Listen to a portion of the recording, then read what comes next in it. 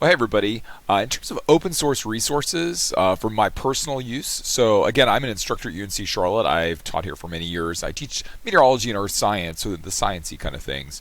And so for open source or open education resources, I think the very first thing I would look into are different textbooks that we could use in our science courses across our department because we've moved from the hardback cover textbooks to the more online platforms, which are more cost efficient for students. They cost like half, but still there's a cost involved. And so one of the great benefits of open education resources is that it's a very low cost for students, especially if faculty are willing to put in some of the work on the front end. So there's that's one area I think I'm going to explore, especially in some of my smaller courses where I can kind of try this a little bit more effectively, perhaps, than a giant course right out of the get-go.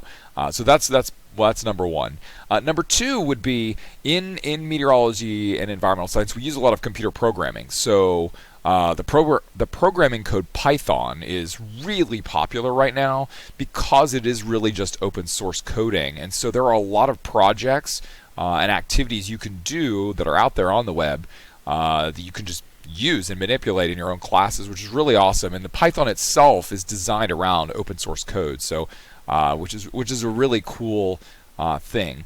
And then the third thing that we've actually been developing in house here at UNC Charlotte is our own introductory lab manual.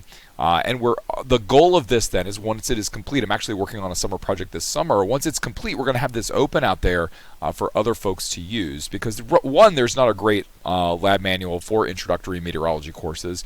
And then two, this is going to be zero or very low cost for students once it's completed. So it's a huge benefit that way. And then we're going to put that out there for folks to use across the country too. So those are some ways I can see myself using open source technology or open source resources, in the upcoming years. So thanks for watching.